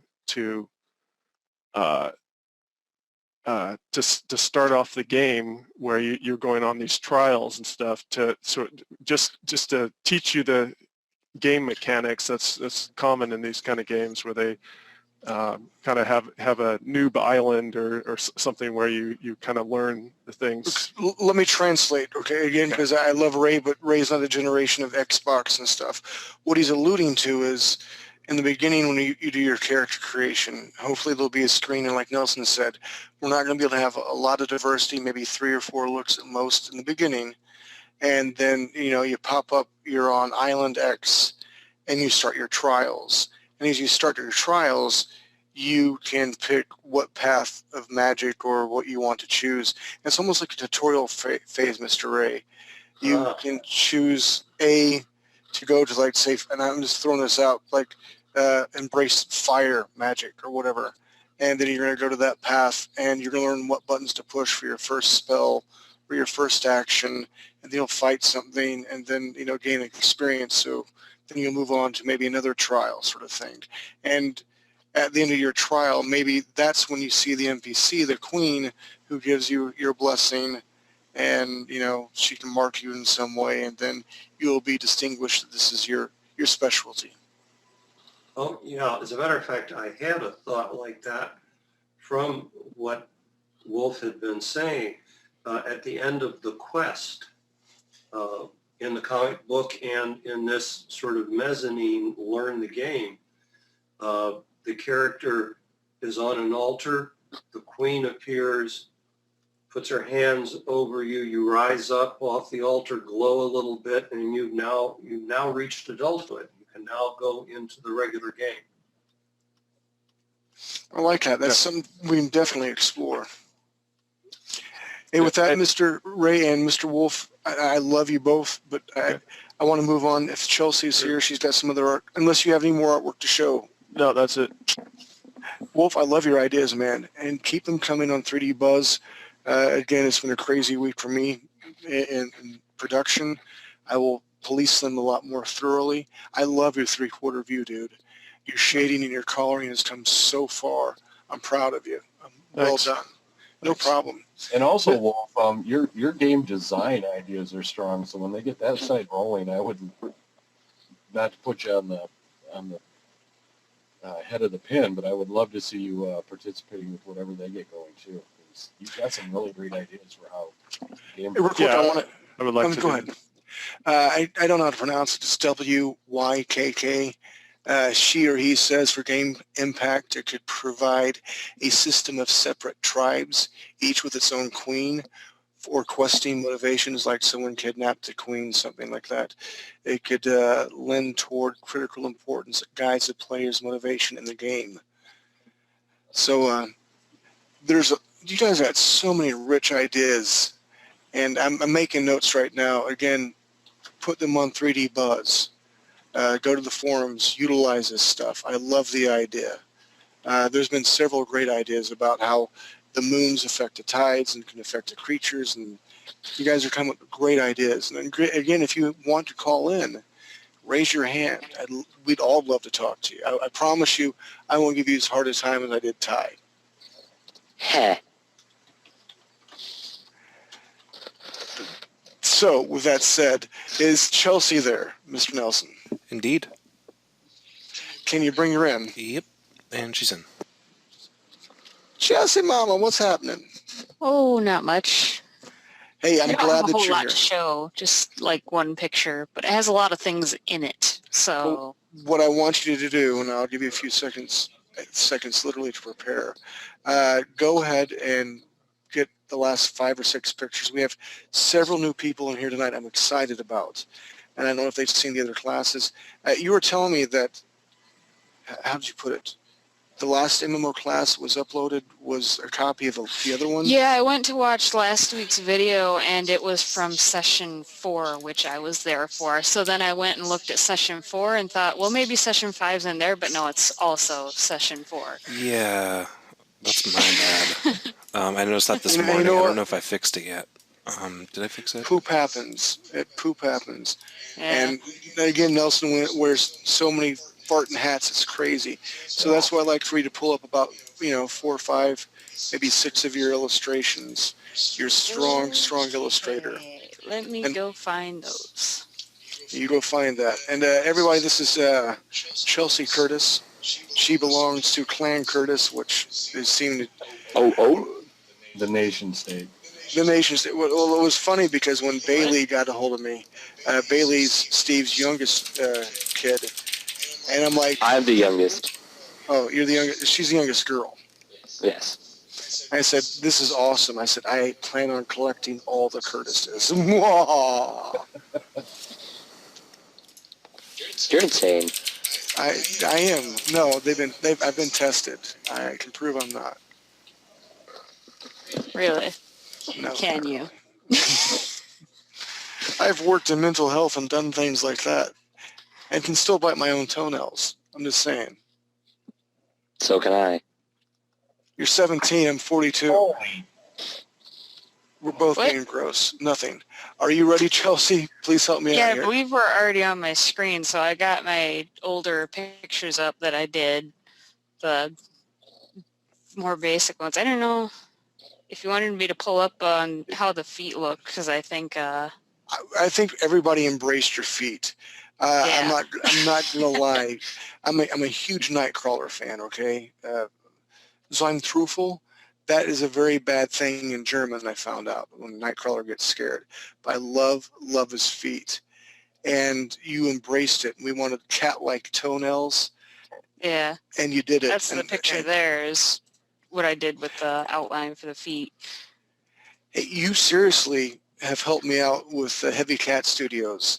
The dragons I've been drawing, those are the toenail shapes I've been using. So thank you very much for that. Well, like that, the old DeviantArt account I have, I showed you, you could look in the fantasy folder I have of that and find a lot of dragons probably. I'm a dragon fan too, but I love the feet. Why don't you explain the feet to everyone that's watching right now? Well, before we had the whole idea with the hinged legs, and that ended up getting put off to the side. Nobody wanted to do that after a certain point, but we still wanted the feet to be different, and two-toed was one of the main things. So all I did was just thought of how, I can't remember who said it, but my design came from somebody saying something about horses' hooves, how they're up on their toes. So I just thought, well, the foot could almost have a human shape, like right in here, Mhm. and have the arch and everything, and be like a horse's hoof where they walk normally on the balls of their feet and their toes, and they have this claw here on the back, which is why they're up like that instead of down on their heels like we are. So that's where I And it just also got that. it also gives them the ability, again, because I'm a Nightcrawler fan, he has that third toe in the back like that without a claw, but it would enable them to grip if they're running, Yes. like climbing on trees, and then it's also a nice, weapon. Yes, also. And that reminds me that I still have to do this really funny picture idea that I told my dad about. I have to do it so I can just show it to you because it made Okay. me think of the foot gripping thing, and I have to do it yet. But I haven't done that. But yeah, that's just the feet. And then here's some of the other ideas. Back when we were messing around with colors, and I don't know what we're doing about hair right now, so I stopped doing hair. Right now they're all just bald until we get that figure that out. But yeah, here's some of my older ones. This one was messing with some ear jewelry and eyes and different pupil shapes and all that. Here's the other one I did. I love that hair. Mostly just messing with the hair and how somebody'd be like they'd grow in, I never remember who says these things, but somebody said something about them growing in patches in different areas, so I went from that. I love the was working on- pose. Yeah. And I got to give you props for, because I was thinking about, what are they going to do with their feet? I mean, feet wraps and this and that. That would be cool. That's mostly why this picture was drawn, was because I'm like, I don't know what to do with the feet, so I'm just going to try and draw something that includes the feet. And that's what happened. And that is good. And everybody listening, that's the essence of concept art. You throw enough poop, sooner or later it's going to stick to the wall, and that's what we'll take. But it will smell like roses. And she's sexy. She's smart. I think she just winked at me. I think you're imagining things. The other thing I like is you incorporated the bigger hands. I want these aliens to have power. Yeah, I keep not drawing them big, so I have to keep going in and like taking my lasso tool and enlarging them because I cannot draw them to scale the way they end up. They always end up too small. And I love the colors that you chose. And I love this one. Yes, this is the one with the tattoos that my younger sister said reminded her of the Dalish tattoos from Dragon Age. Oh, yeah, it kind of does. Yeah, it does. Shut up, Ty. But at the same time, when I drew this, I was kind of thinking of that, how I liked how some of the tattoos looked very foresty and stuff. So I was trying to go along those ideas. And I love your ear, okay? I'm going to be honest, I don't like the eyes, but I love your ear. Thank you. Because, okay, if everyone feels, I have headphones on, I can't really feel my ear, but you have so many crevices in the ear. It's freaking insane. And again, I'm promoting this. We'll do the anatomy physiology class, but right after that, immediately, not a week after, but immediately, we're going to be following a fantasy creature class. And elves and goblins are one of the things, that have pointed ears. And I'm going to talk about ear ridges and how they're going to be placed and how they should be placed. You did a fantastic job. Yeah, that's where I get that from, is just because I practiced just drawing real people for a long time. So I just went with the original ear shape, added a point to it, and I added the normal ear ridges what like did you you say? would. You said that you drawed real stuff, then added onto it. You exaggerated. Oh my! I am validated. Thank you very much. Okay, there you go. There's $5 for you. It's in your PayPal account. Pretty much what I did. Well, that's why that line right there is there. That was just, it was a normal ear to begin with, or at least for the ridging inside. That's what it started off like. Yeah, here's the close-up of the one that I did where I was practicing the tattoos or even just the markings they already have on their skin. That's my favorite. That is beautiful. I like this one too. I really want to incorporate this idea. I like Wolf's idea. Full picture of it.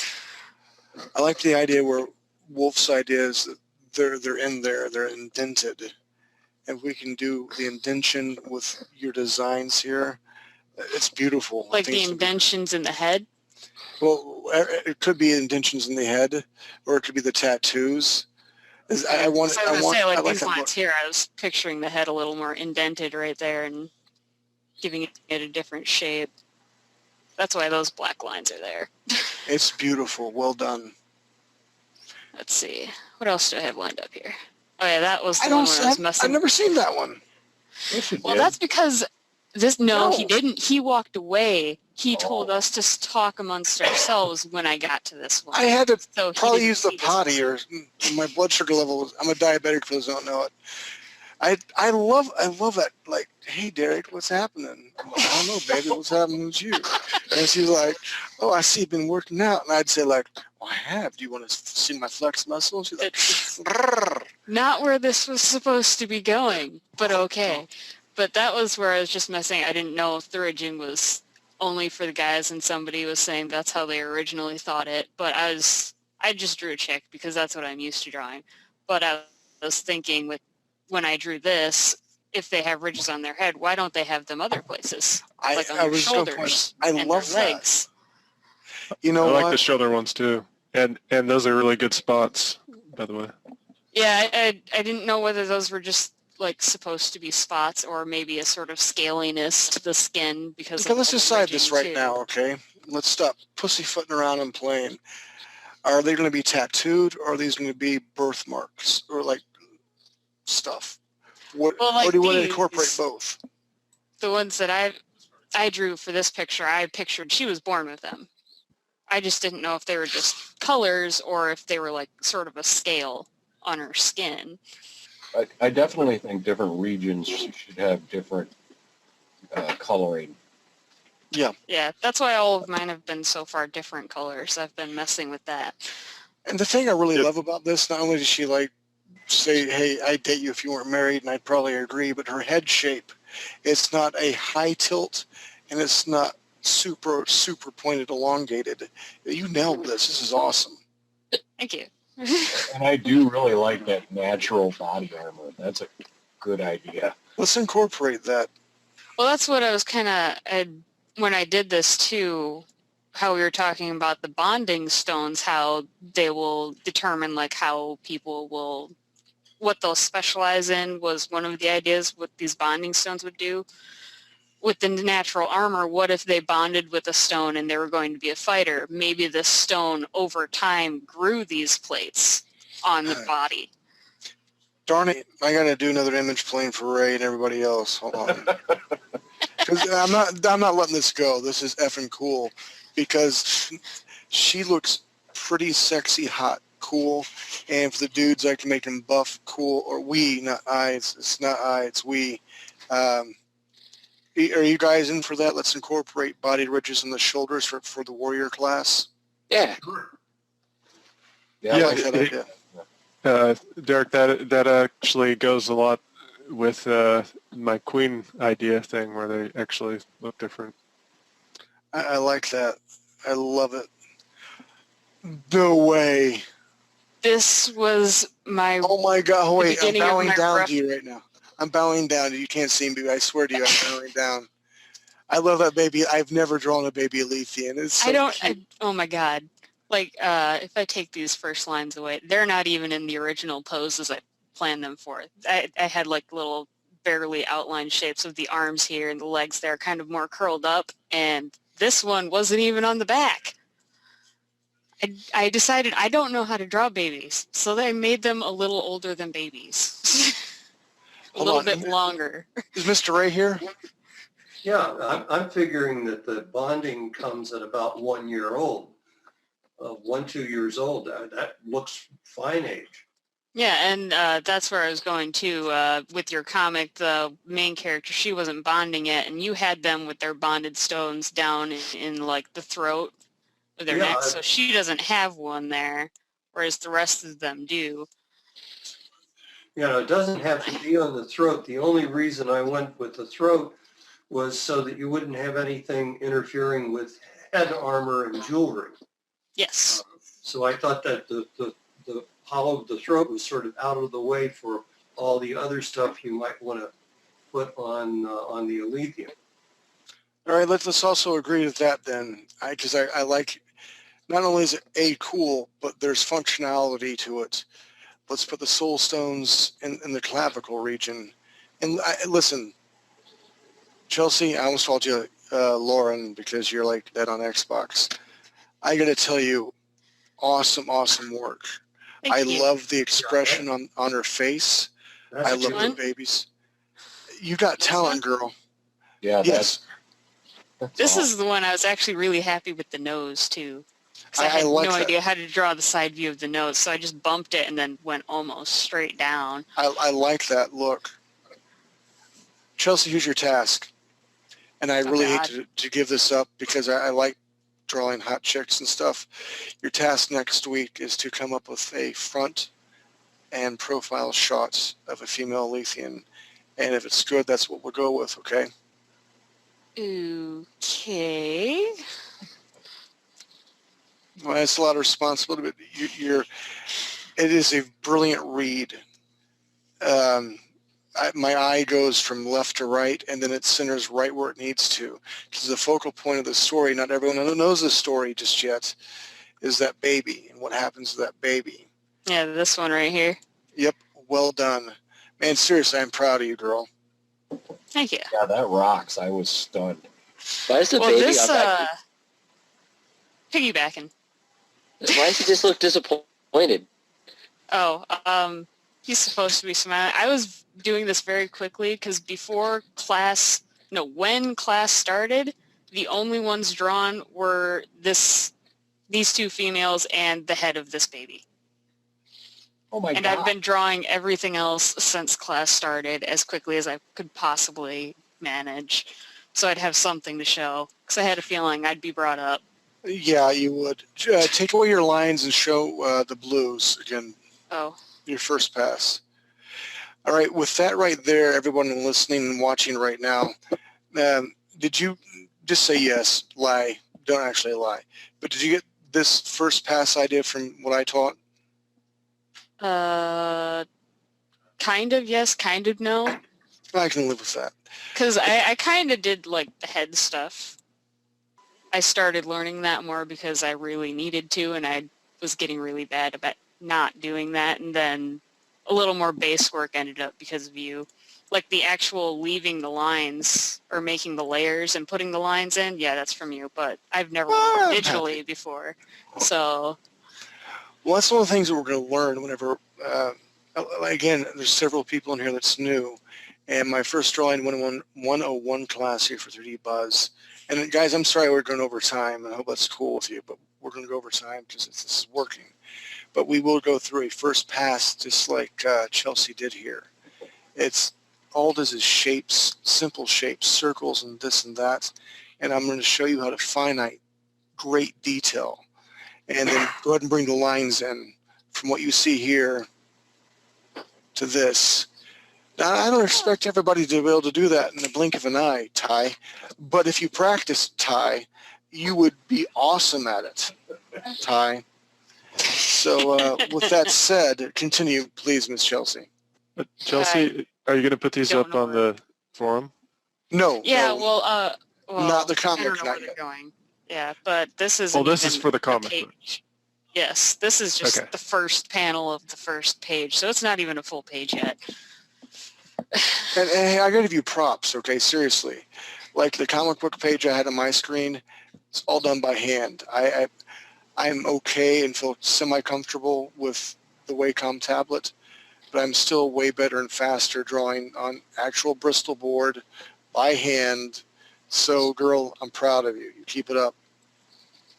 Yeah, the sketchbook is making it a lot easier to do certain things, like move things around and make things bigger when they need to be.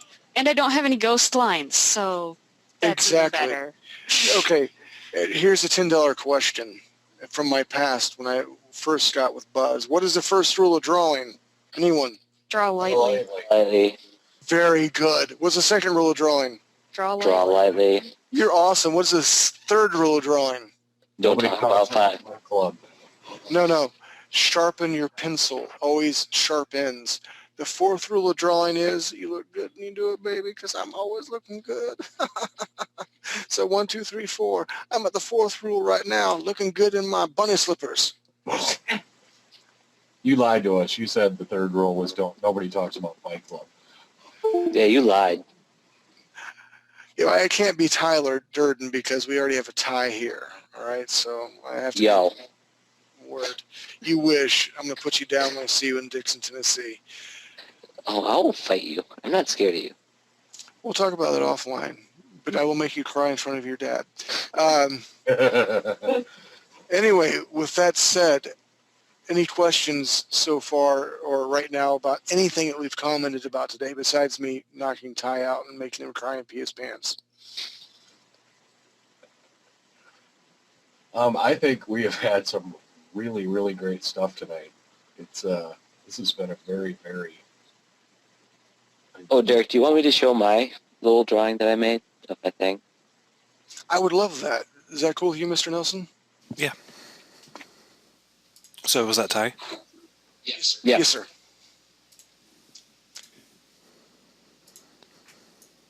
Matt. Chelsea, brilliant. Well done. Thank you. I'm actually very happy with it for how quickly I did most of that. That's Well pretty done. well. My children stole all my talent. Yeah, I did. I like what's going on here. I'd love to see a ghost out of Leithine in the middle of that, walking through that. But it is a good-looking wormhole, or what I would perceive to say what a wormhole is. If we could throw images, ghosts, like different layers of like a cityscape in the background, and I was trying to be able to like figure out a way to like make the gray part into like a side of a building, but I'm not that good with Sketchbook. hey, you're doing great, man. Seriously. You know what I would do, and you guys will laugh at me, but I would literally Google cool city and find a nice looking building, throw some filters on it, throw it in a different layer, ghost it out so you can kind of see it, maybe invert it. No, I did. I just don't know how to get it to the page. I gotcha. I don't know how to help you. I don't know Sketchbook. I'm sorry. Mr. Nelson, is anybody else in the forums? I got to check BuzzNet again real quick. Hold on. BuzzNet. Anybody have some ideas or comments? Anything is welcome. And the reason being is because you guys are all a part of this. Everyone here, let's see, are all hands also 2 fingers and thumbs? Yes, they'll have 2 fingers, 1 thumb, again, kind of a Nightcrawler looking thing. But on my DeviantArt page, I did a really high detail version of what an Elysian hand would look like, down to the muscles and the tendons, and they have retractable claws. I thought that'd be cool for a natural weapon. Let me get that link. Hold on 1 second. Steve, entertain us. Really?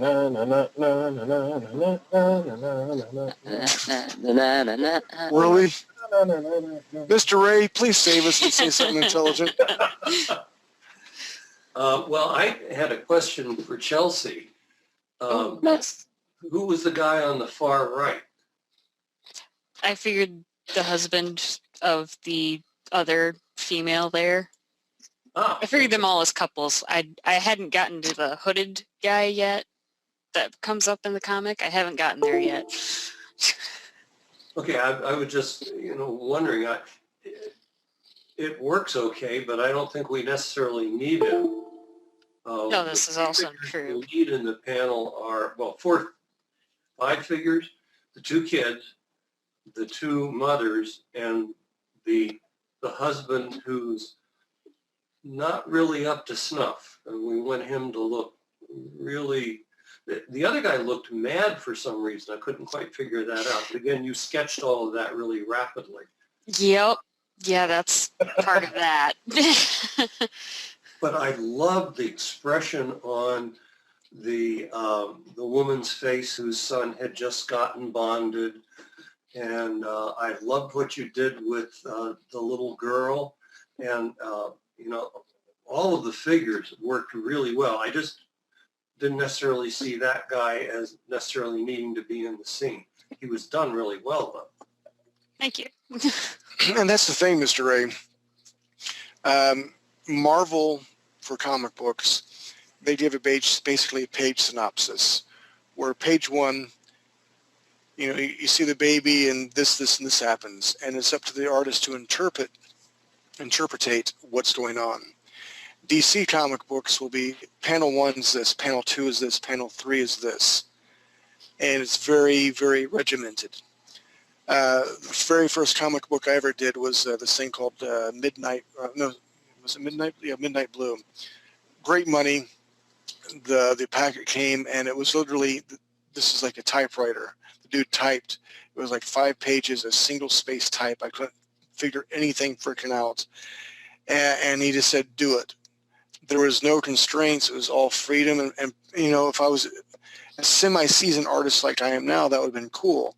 But at the time, the concepts for everybody, wasn't made, and I didn't know what the hell they wanted, because as a writer, and this will maybe be another challenge to you, you have a background story, which is awesome. And seriously, I love it. But if you want to go like panel 1 is this is what's in it. Panel 2 is this is what's in it. That gives you total control. If you trust your artist, you can tell a page synopsis. This is what I want. These are the key points. And then we can figure out how many panels per page. I just started off a book for, it's called The Age of Supers. It's a funny and cool book, but the guy was like, okay, this page has 9 panels. Now, my comic book pages is 14 inches by like 10.5 or something like that. It sounds big, but when you're trying to put 9 panels in that with any length, any sort of detail, it really muddies everything down. Another book I just started a couple days ago, there's no more than 6 panels in any page because he wanted more detail. So as a writer, what I encourage you to do is when we have more detail, the cooler it's going to look. The more panels, I mean, we can pick up the pace or slow down the pace, but for an actual comic book, I like the idea of the actual story. But if you want to go panel 1, this is it, panel 2, this is it, it will give the artist a lot more, I guess, constraints to adhere to what the story is. Because I want to stick up for my artist here. I love the idea of the guy being in here. He may not be needed, but again, I don't know the total layout of the page. It depends on how she's going to lay everything out. Because you can do 1 panel, 2 panel, 3 panel. Or I got in trouble when I first tried out for Marvel. Like, you look too much like Image, because I had all sorts of cool looking things and artistic and this and that. So I encourage you as the writer, find where you want, and then where you want to be, I'll make sure the artists meet you there. Does that make sense? Yeah, now if you read the thing I just posted, there are places where I had very specific ideas as to what I thought panels should look like. I'm not married to that. Okay. That's just the way it looked in my head. Cool. Well, you know what? I like the way things look in your head because you're pretty darn smart and you've got a good vision. And I like your vision. Well, as I say, I was just asking, why he was there. Because for me, the story focus was the 2 women with the one husband being embarrassed because he's not really of the same class as the 2 women. Now, if that other guy was particularly rich looking, that might add to that story. And more smug looking, very proud of his wife and his little kid. That would add to the feel. That is a very good point. Very contrasting sort of thing going on. Yeah. And also, too, it's probably also not a problem to cut him out and save some space for the dialogue boxes and stuff in the page. And with that said, anybody here that, okay, listen, I can pencil ink and I'm okay at color, but this is not about me. I want to showcase Chelsea's art, Sid's art, and some other artists. Anybody knows how to do word balloons, get a hold of me, contact Steve, Ray, or myself, post it on 3D Buzz. I want this to be a creation of all 3D Buzz people, not me because I'm a teacher or an instructor here. I want it to be about you guys, not me. So we're always looking for talent. Let us know. If there's any hands raised, Mr. Nelson, let us know. I want to hook everybody up, and I want to get this done. And my hopes is to generate more, I guess, interest in what we're doing, because this has been an ongoing project for almost 2 years now. We're finally getting some steam because of this class. We're moving ahead. We have a long way to go. You can't think of this as a sprint. This is a long distance run. It's going to take time, And because we're talking about A now, A may change to point G or F, whatever, down the line. That's the nature of the beast. But with that said, I'm hoping with this short story, which is a freaking phenomenal story that makes me want to know more about it, I'm hoping that we get to put one page in the front page with 3D Buzz. We change it up every 4 days until we have this entire short story told. And then we'll also feature some concept arts pictures on the sides. And then it will generate more interest, more people here. The more artists we have, the better and faster we can complete this project. And with that said, I know I'm talking a lot, but that's what I do. Again, because there's some new people here in class. Last week, I posted a couple of pictures and said something about my MMO class coming online. And this lady's like, "Oh, I love your picture. What's an MMO class?" I didn't get back to her, but Steve did. He's like, it's a multiplayer, blah, blah, blah, blah, whatever it is. And she's like, "I'd love to be a part of that." And I kind of smiled to myself, and I said, "Steve, do you know who that chick was?" He's like, "No, who?" I'm like, "Her name's Pam Lewis. She's the lady responsible for bringing the Hunger Games to North Carolina. She has power, she has connections, and you were nice to her, and she's interested in this project right now." And I don't know if that will ever equate to anything in the world, but you never know who's watching. You never know who's listening. So what I want to do is, 3D Buzz is all about learning. I want to be able to teach you as much as I can. And I learned so much from you guys and gals by doing this. I'm not perfect. None of us are perfect. But let's get a good product together. So raise your hand. Last time for tonight. Any questions or comments, concerns, or ideas? Anybody. Where's Waiting. where's that chirp chirp sound?